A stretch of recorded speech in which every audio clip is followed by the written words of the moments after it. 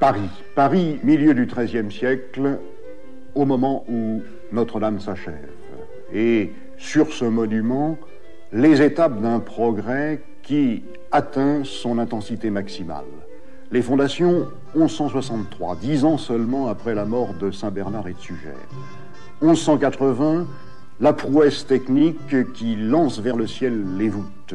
1220, entre les tours de la façade, les sculptures du couronnement de la Vierge et, au milieu du siècle, le grand architecte Pierre de Montereau qui décide de supprimer presque complètement le mur du transept, de placer là cette immense rose,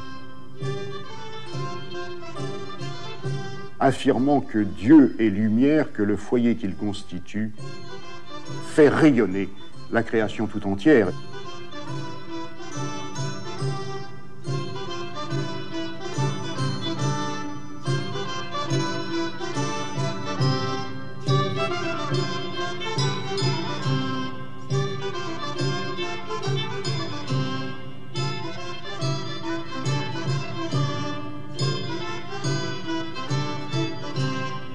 Mais ce monument témoigne aussi de l'enrichissement. Combien a-t-il coûté? Combien de centaines de milliers de millions de ces petites pièces d'argent qui servaient à acheter le pain? Et enfin, Notre-Dame témoigne de cette nouveauté du XIIIe siècle, la renaissance de l'État monarchique, pouvoir d'un seul dans le ciel, pouvoir d'un seul sur la terre. Le progrès général a permis aux princes de juguler la turbulence féodale, de reprendre le pouvoir dans leurs mains et de redonner vie à des formes politiques qui, depuis l'an 1000, s'étaient évaporées dans l'imaginaire. De ces princes, au seuil du XIIIe siècle, les tombeaux commencent à montrer l'effigie.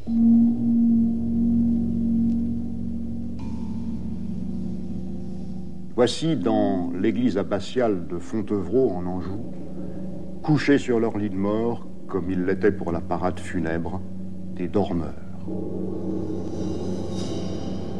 Les yeux fermés, paisibles, l'esprit rempli des prières qu'ils viennent de suivre sur le livre, dans la plénitude de leur apparence corporelle sans âge, tels qu'ils ressusciteront. Côte à côte, deux époux, réunis pour l'éternité.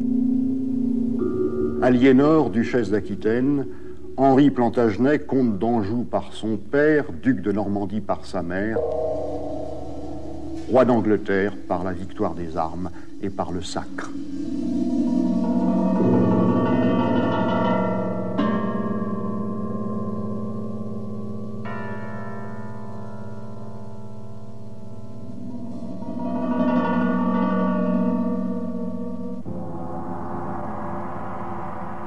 Les attributs de son office le revêtent.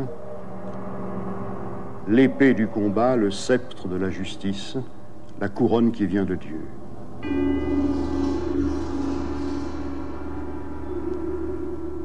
Dynastie, succession d'héritiers, de monarques, enracinement. Tous ces gisants que Saint-Louis fit aligner dans le cœur de Saint-Denis, sereins, les yeux ouverts, ceux-ci, non pas des cadavres, les plis des vêtements tombent droit sur ces statues. Elles sont toutes prêtes à être redressées, à prendre place dans la rangée des ancêtres royaux sur la façade des cathédrales. Les rois de France, ici. Et au XIIIe siècle, les plus puissants de tous. L'idéologie monarchique s'incarne dans les souverains capétiens, dont Paris est la capitale. Ce fut le roi Louis IX de France, ce fut Saint Louis qui réalisa dans sa plénitude l'idée que le Moyen-Âge se fit de la royauté.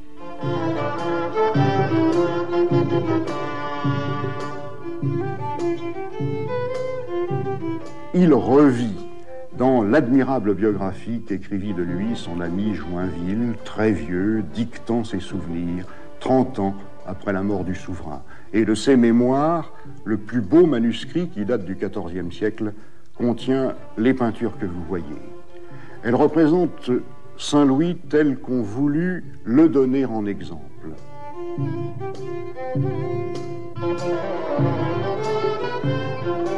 formé tout enfant, sous l'impérieuse tutelle de sa mère Blanche de Castille, à la lecture constante de la parole de Dieu,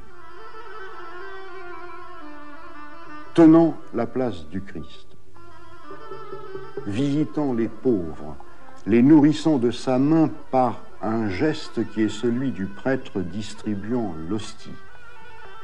12 pauvres. Et c'est la sainte scène que le roi, tenant le personnage de Jésus, mime jour après jour. Saint Louis prenant la mer, affrontant le danger, mettant son corps en aventure, comme dit Joinville, pour conduire la croisade, pour conduire le combat de Dieu contre les infidèles.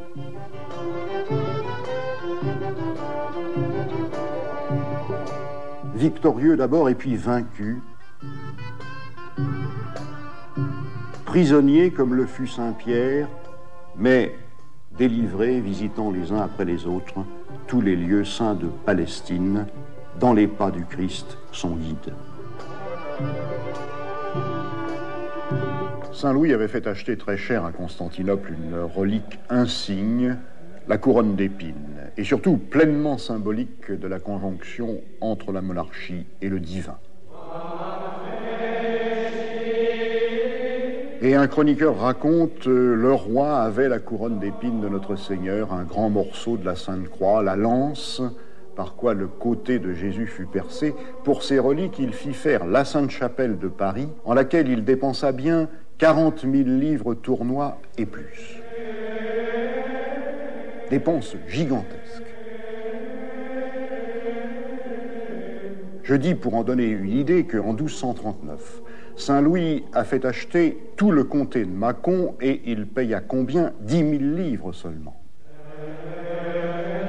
Et le chroniqueur poursuit, il orna d'or, d'argent, de pierres précieuses, d'autres joyaux, les lieux et la chasse où les saintes reliques reposaient, et on croit que ces ornements valaient bien 100 000 livres et plus, 10 fois la valeur d'une province.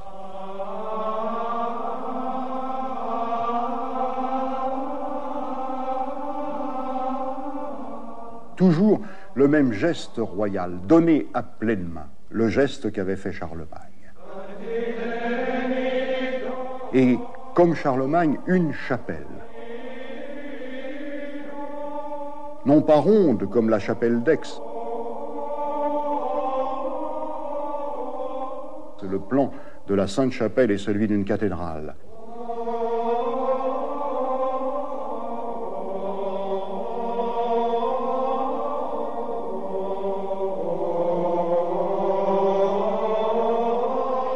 Toutefois, comme la chapelle d'Aix, 2 étages, au ras du sol, l'oratoire pour les gens de la maison du roi,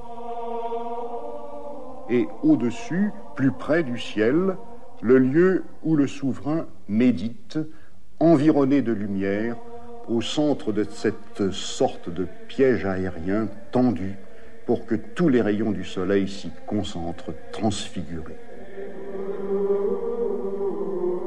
Le roi Saint-Louis, face à la couronne de la Passion, médite sur le Christ roi bafoué.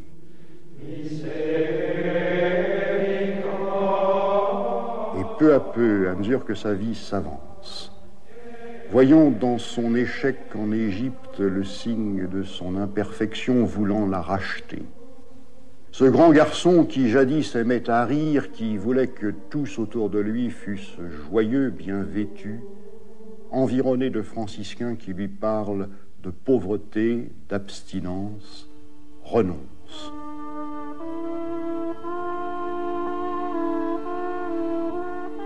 S'humilie, agenouillé devant le crucifié,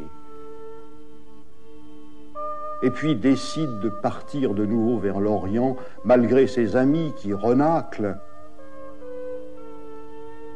décide de sacrifier sa vie comme l'avait fait son maître Jésus, Louis IX mort, martyr à Tunis en 1270 et aussitôt tenu pour un saint. Et pourtant, pas du tout bigot, pas du tout paplard, et je serais prêt à voir sa vraie figure dans cette statue cavalière. Elle est dans la cathédrale de Bamberg en Allemagne, dédiée à Saint Georges, patron de la chevalerie. C'est un rejet, c'est une greffe de la sculpture de Reims, transportée là par l'évêque qui était le beau-frère du roi Philippe de France. Et ce cavalier, comme les gisants de Saint-Denis, est à l'âge de l'accomplissement, à l'âge où le chef de la dynastie prend le pouvoir en main, l'héritage des ancêtres, le destin du lignage.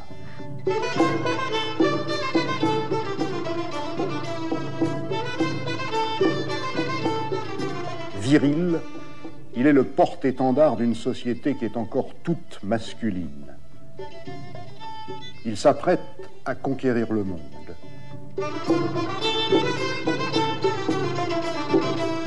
Résolu, fidèle, et sur son visage un étrange mélange de sérénité et d'inquiétude. Modèle, en fin de compte, du roi Saint-Louis, qui voulut porter à la perfection les valeurs de chevalerie, qui musela la féodalité dans la mesure même où il assuma les valeurs qu'elle respectait de prouesse et de largesse.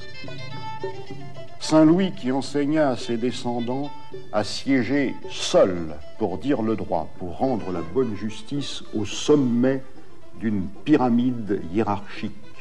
Ses enfants d'abord sous lui, les princes des fleurs de lys. Et puis en contrebas, les pères du royaume, les évêques d'un côté, les grands vassaux domptés de l'autre. Plus bas, les gens de loi. Et enfin, le commun peuple dont le roi est le garant devant Dieu.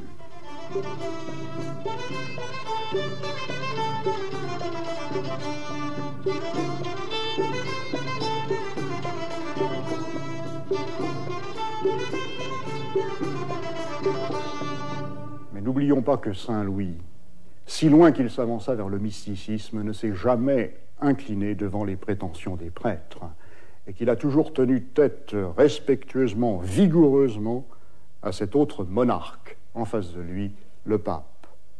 L'Église du XIIIe siècle, en effet, est une monarchie.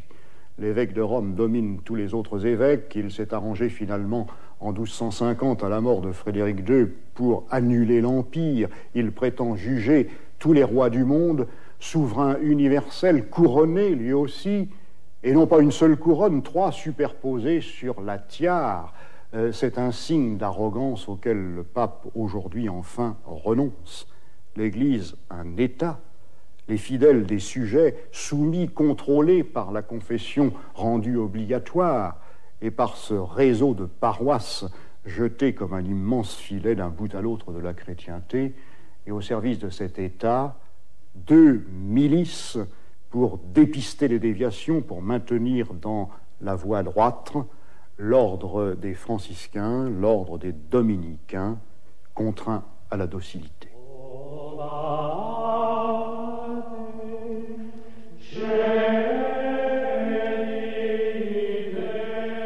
Et c'est à Assise qu'on mesure dans toute leur ampleur les ambitions pontificales. Saint François était mort comme le Christ dans un dépouillement total. Cet homme, Rome voulut se l'annexer, l'asservir à son projet de domination temporelle. Et sur sa tombe, elle accumula somptueusement tous les signes de la puissance. Un bâtiment orgueilleux, gothique par sa structure, à la manière de France. Mais ici, pas de sculpture monumentale, pas de vitrail, des murs. Et sur ces murs, des images peintes, des fresques.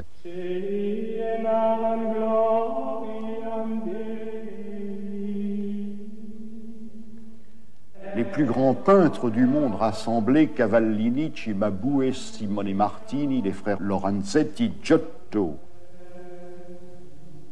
Une immense prison, superbe, où l'esprit de pauvreté se trouve incarcéré, enfoui sous d'éblouissantes parures.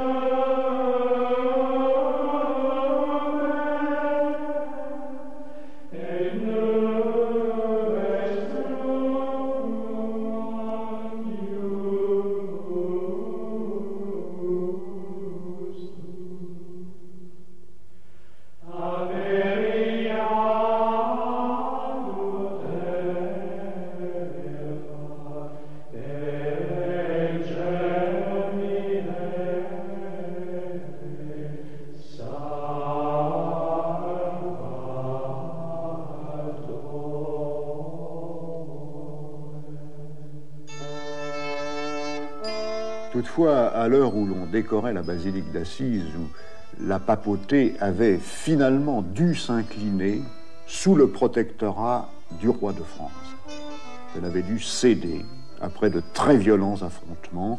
Elle avait dû quitter Rome, quitter l'Italie, transférer son siège, non pas dans le royaume de France, mais à sa frontière même, sur le Rhône, dans Avignon.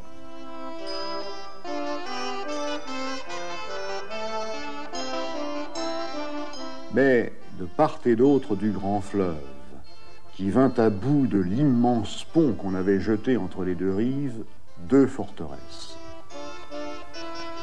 Celle du gardien, du protecteur à Villeneuve, la tour de Philippe le Bel, le grand château moderne, le fort Saint-André, vigilant.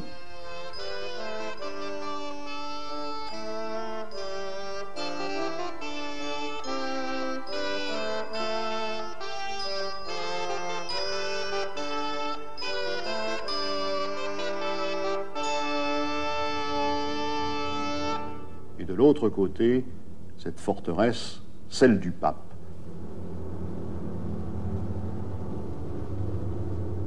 Le palais d'Avignon, planté sur le roc, image saisissante de l'incrustation, de l'enfoncement du spirituel dans le matériel.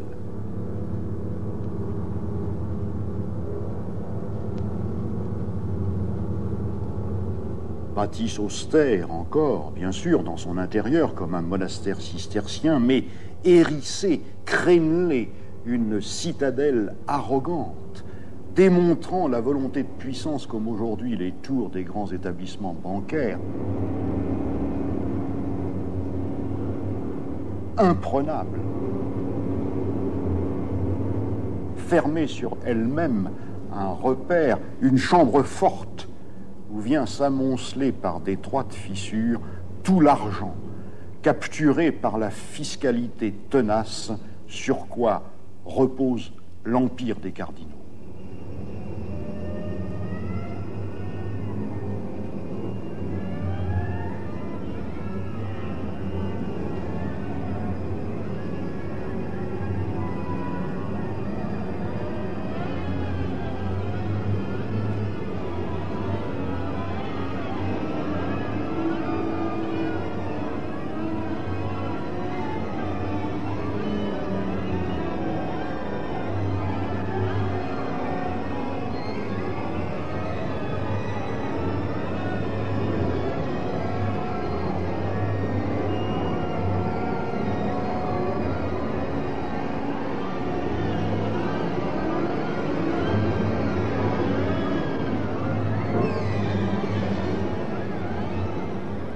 Dérision, scandale, toute une part de l'ordre franciscain qui, fidèle à l'esprit de son fondateur, regimbe, scandale, et par lui s'amplifie le malaise qui depuis quelque temps tenait la chrétienté.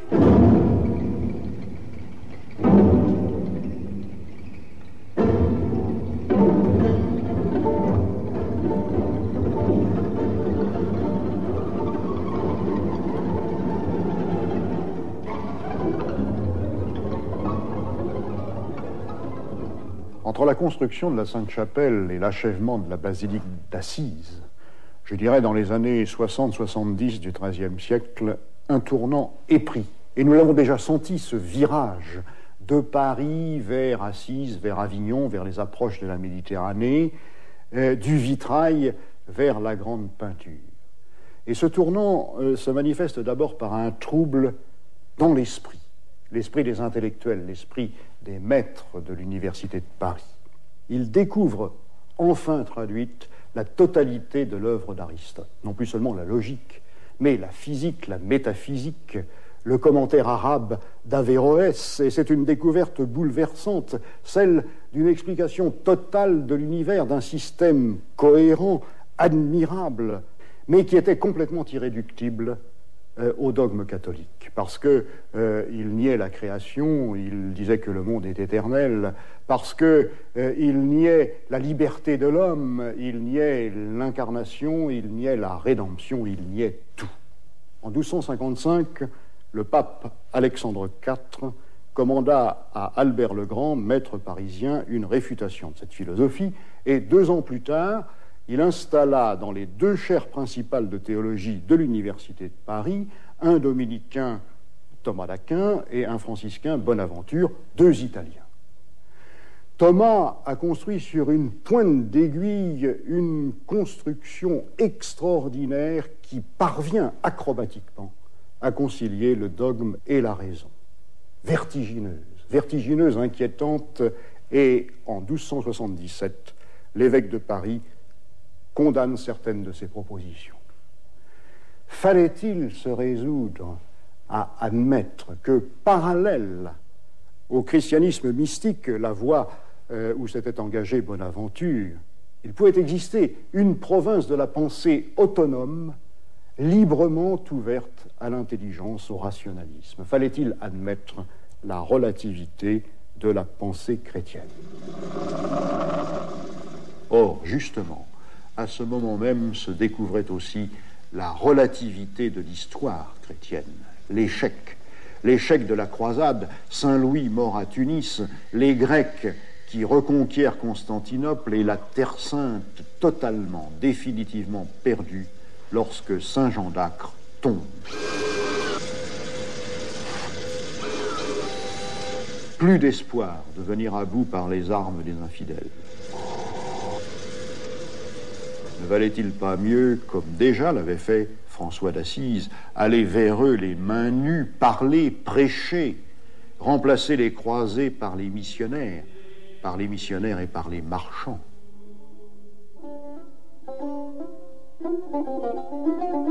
Ajoutons qu'à ce moment même, la chrétienté latine découvrait qu'elle n'était qu'une petite partie du monde.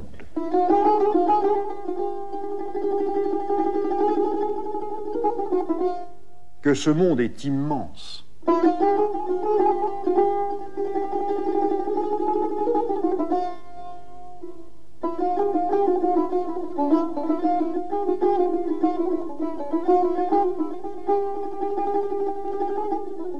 Les Arabes le savaient, eux, depuis longtemps, puisque l'islam, depuis Grenade, s'étend jusqu'à l'Inde, jusqu'à Java.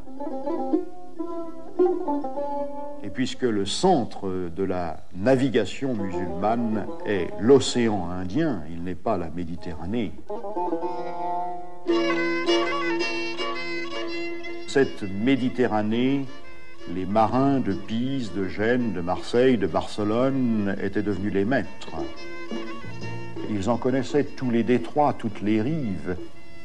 Ils la traversaient maintenant sur des navires de plus en plus vastes, de mieux en mieux gouvernés.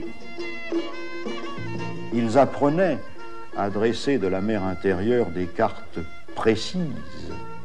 Mais les cartes catalanes font place au sud, à l'est, à l'arrière-pays.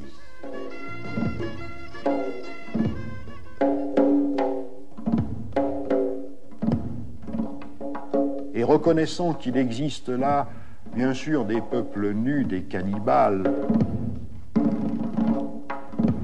mais également des royaumes solides, des souverains sages,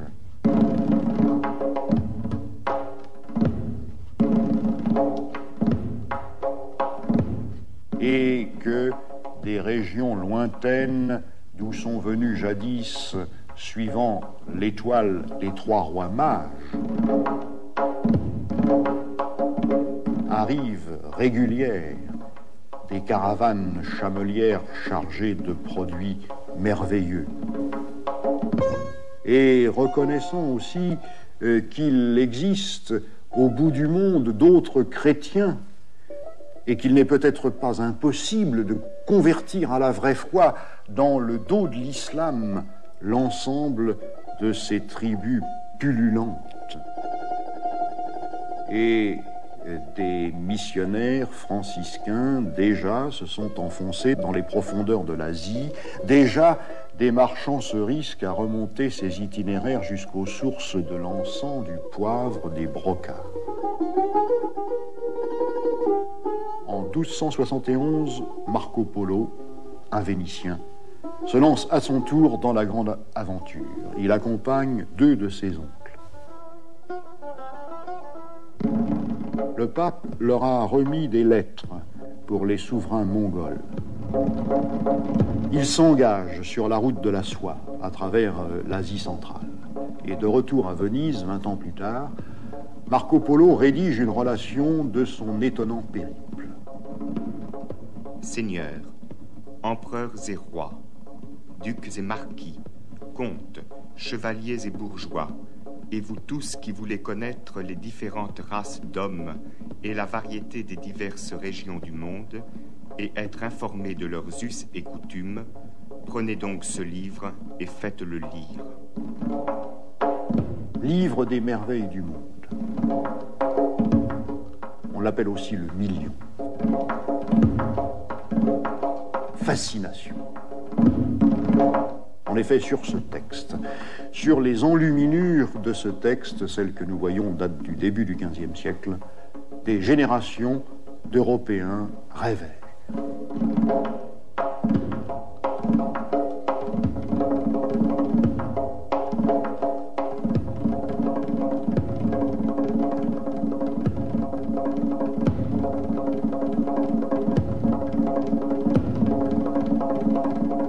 À travers les montagnes du Turkestan, parmi les peuples pasteurs, les trois Vénitiens avaient effectivement rencontré des communautés de chrétiens nestoriens, implantés là depuis des siècles et personne ne les persécutait. Ils arrivèrent à Pékin après 3 ans de route dans l'hiver 1275. Le camp mongol les prit en amitié, il les chargea de mission dans son empire.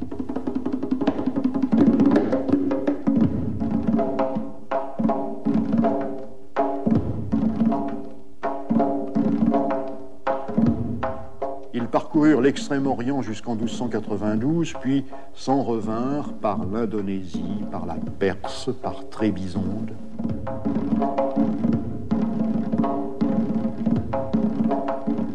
Dans son récit, Marco Polo parle encore d'hommes sans tête, d'hommes avec un seul pied, avec un œil unique. Or, sachez très véritablement que les hommes de cette île ont tous une tête de chien, et dents et yeux comme chiens.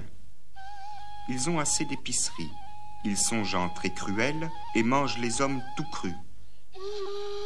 En cette province vivent ces grands serpents qui sont tellement démesurés. Ils sont si effroyablement hideux, énormes et féroces qu'il n'est au monde ni homme, ni femme, ni bête qui ne craignent point de les approcher et qui n'en aient point peur. Leur gueule est si vaste qu'ils peuvent bien engloutir un homme d'un seul coup. Il parle de dragons, il parle de licornes, tout le bestiaire fabuleux des rêveries romanes, mais de ses yeux, il a vu. Il a vu les éléphants de combat. Or, sachez très véritablement que ces gens eurent 2000 éléphants très grands et firent faire sur chacun de ces éléphants un château de bois très fort, bien fait et bien disposé pour combattre. Il a vu des villes, des ports immenses. Et vous dit que pour une nef chargée de poivre qui va à Alexandrie ou autre lieu pour être portée en terre de chrétiens, il en vient plus de 100 à ce port de Séton. Il a vu l'or récolté dans les fleuves. C'est une chose très merveilleuse que la valeur de l'or et des autres denrées coûteuses qui sont en ces îles. Les plantations d'épices. Le poivre aussi vient en grande abondance dans toute la campagne. Il se cueille au mois de mai, juin et juillet. Et vous dit que les arbres qui font le poivre sont plantés en hiver et sont arrosés souvent. Un trafic intense, fondé sur l'écriture, sur le papier. Il a découvert d'autres coutumes, brûler non plus, enterrer les morts. Il a vu d'étranges danses initiatiques. Et encore vous dit, ces gens ont maintes idoles en leur monastère, mâles et femelles, auxquelles maintes damoiselles sont offertes. Et surtout, l'ordre maintenu. la justice rendue.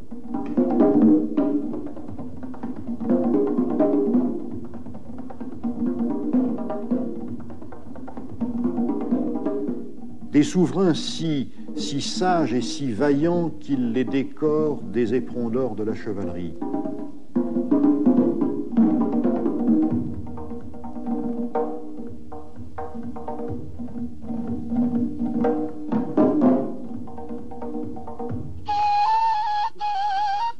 Il a connu dans des cours polissées tous les plaisirs de la vie, le calme, le luxe.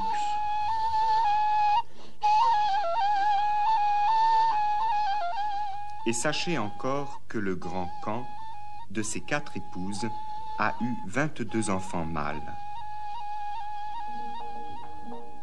Des chasses mirifiques. Dans la province vivent maints porcs-épics, et quand les chasseurs les veulent prendre, ils lancent sur eux les gros chiens fougueux. Et les princesses parfumées. Le voile ainsi se déchirait. Du continent, l'Europe chrétienne n'était qu'une petite péninsule. Des foules humaines vivaient ailleurs prospères dans la paix, dans la tolérance, sous d'autres lois, dans d'autres croyances, dans le bonheur. Ce bonheur terrestre, conforme à l'ordre naturel, dont les nouveaux philosophes dans Paris, à ce moment même, affirmaient qu'il répond au dessein de Dieu.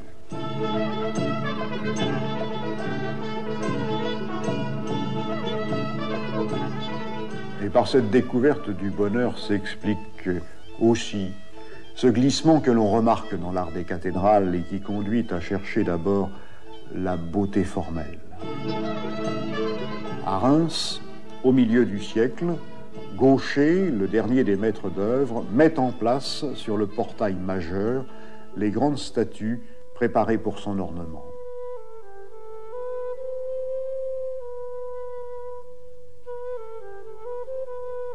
Et il les dispose à sa guise, négligeant l'agencement que l'on avait au départ prévu et qui s'appliquait strictement à l'enseignement doctrinal.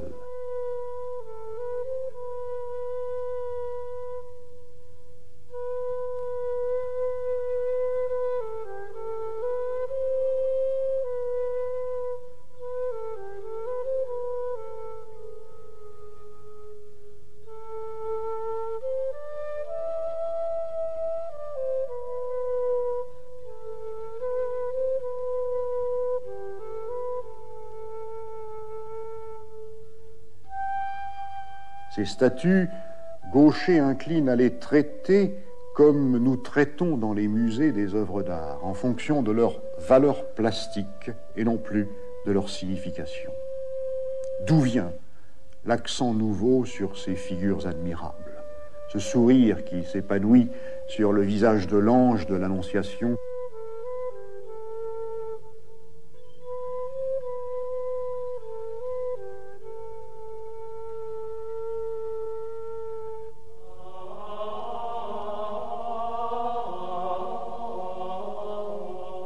Cette pointe de malice dans l'étonnement soumis de Marie,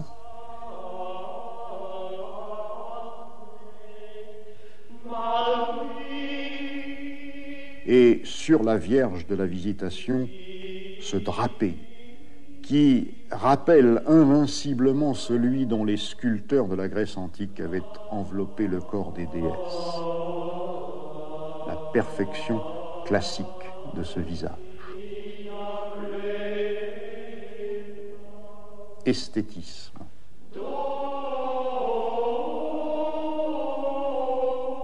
Les statues de la Sainte-Chapelle sont de beaux objets, elles n'ont plus d'âme. Et la rose de la Sainte-Chapelle n'a plus la rigueur des démonstrations théologiques. Ce qu'elle montre, ce sont les détours, les cheminements de l'âme mystique, ce labyrinthe qui, d'épreuve en épreuve, conduit l'amour. Cette rose tend à devenir celle du roman de la rose.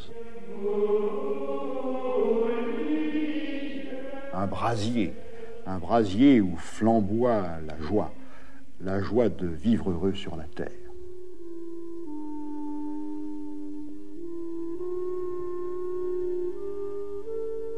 Mais alors que l'on découvre le bonheur, se produit un autre passage, le glissement des forces vives des nerfs de la création depuis la France vers l'Italie.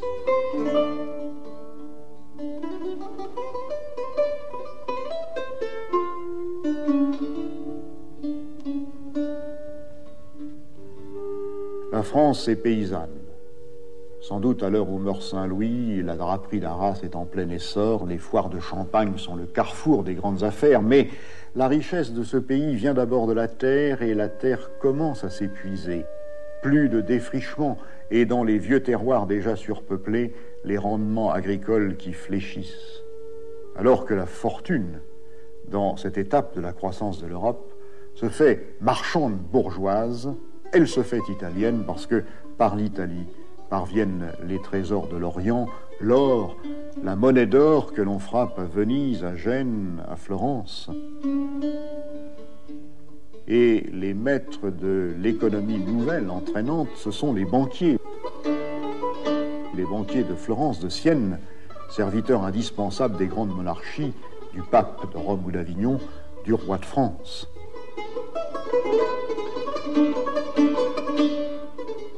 Ces hommes qui comptent l'argent.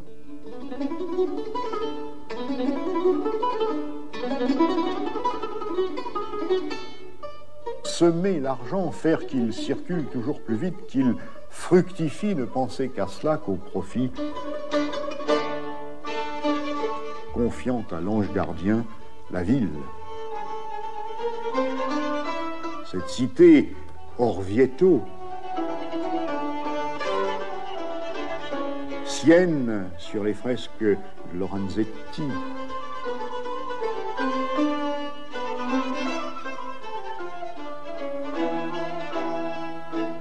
San Gimignano, où chaque lignage patricien érige toujours plus haut sa tour, où la silhouette de la cathédrale apparaît comme écrasée par ce hérissement de tours affrontées, rivales, affirmation d'une puissance qui se fonde sur l'astuce, sur l'habileté dans les affaires.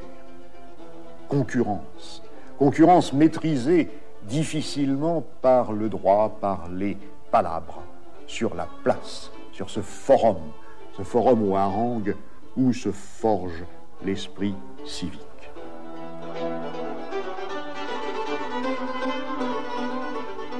L'Italie, un autre monde, ébloui bien sûr par la culture splendide qui rayonne encore depuis Paris. Son livre des merveilles, Marco Polo choisit de l'écrire en langue française. Et tous les évêques italiens ont vu construire, ont vu décorer Notre-Dame de Paris. Ils en transportent la parure dans leur ville.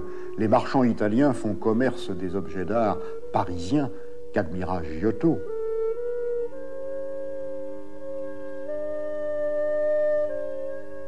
Mais tandis que les uns après les autres se ferment les chantiers des grandes cathédrales françaises, toutes les valeurs spirituelles, intellectuelles, esthétiques dont ces monuments offraient la démonstration se transplantent dans ce pays fortuné, l'Italie.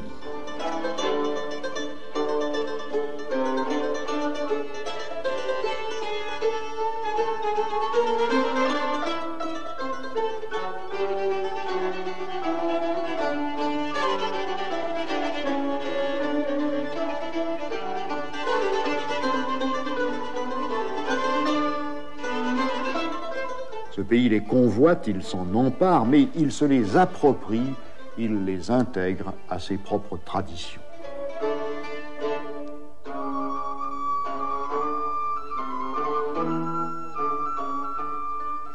Le château que l'empereur excommunié Frédéric II fit élever à Castel del Monte, dans les Pouilles, cet octogone,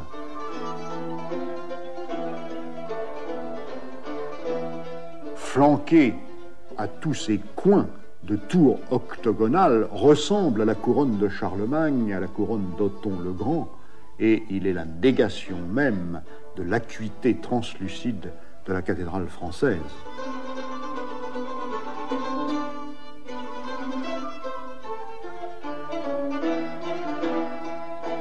Quant au décor de mosaïque dont les rois normands de Sicile firent parer les chambres de leur demeure, il transpose à la manière byzantine et musulmane le chatoiement des jardins d'orangers.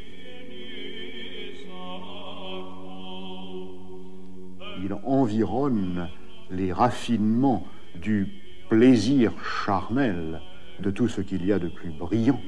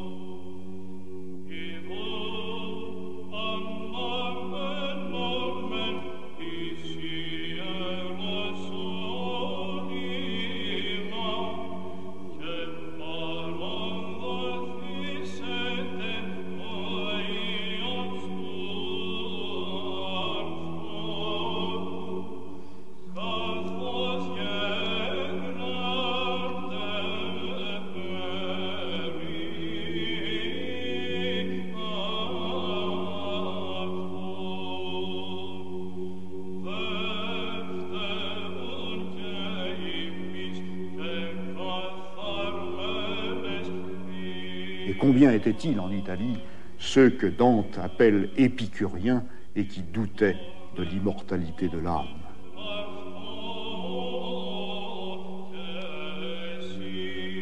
Dans l'Italie des enrichis du négoce, des coureurs de mer et des processions franciscaines, les séductions de l'art de France sont venues buter contre le vieux fond indigène que revigorait l'ouverture de l'univers.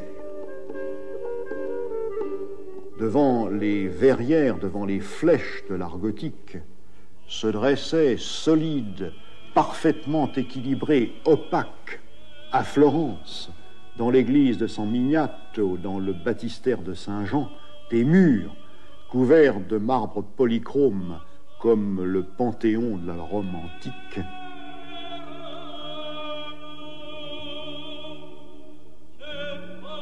Couverts de mosaïques descriptives, comme les coupoles de l'Orient chrétien. Rome, Byzance, les deux parts d'un héritage culturel national italien.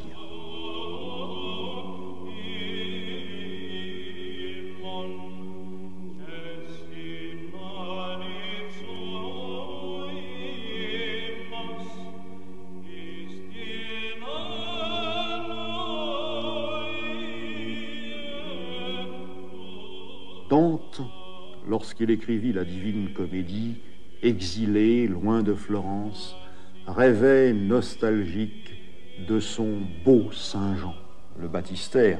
Il avait médité là sur la représentation de l'enfer dans les hauteurs de l'octogone obsédante.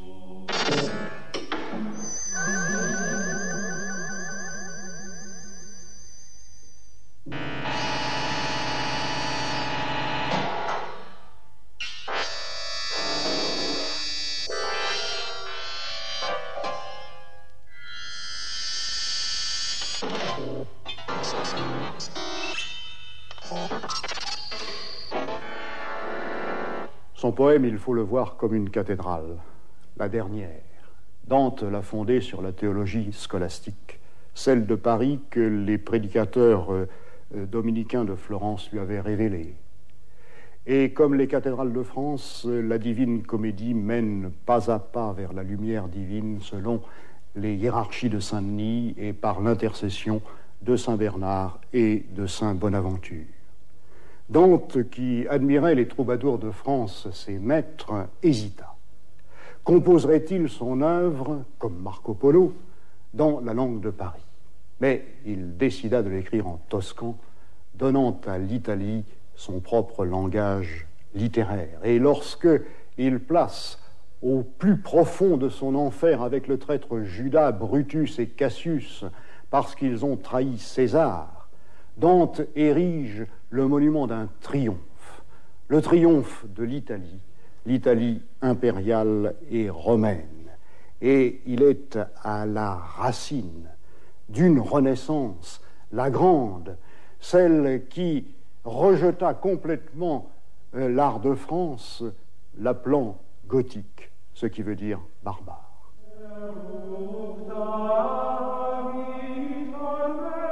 Et déjà de cette renaissance, une autre racine était depuis 20 ans plantée dans la ville de Pise, au voisinage de la mer Latine, sur les rives d'un grand port qui n'était pas encore déchu. À l'intérieur du baptistère, ceint d'une couronne d'arcatures qui sont un reflet de l'art gothique, Nicolas Pisano, Nicolas le Pisan, plaça sur un support, lui aussi pour une part gothique, des plaques de marbre entourant la chaire où parle le prédicateur. Et là, ce qui surgit, ce sont les formes mêmes dont on avait orné dans l'ivoire les reliures d'évangéliaires pour les empereurs allemands de l'an 1000.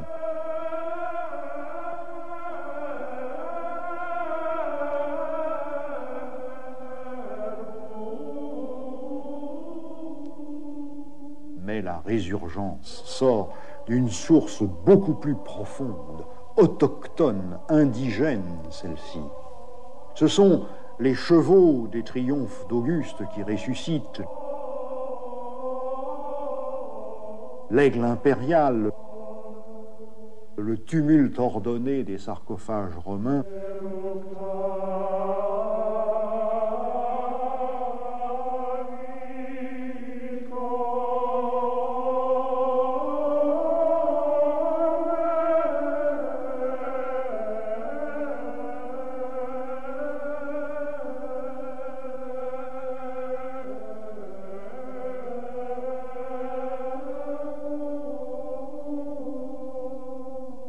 La matrone de la Nativité reprend la posture de gravité pensive des tombeaux étrusques.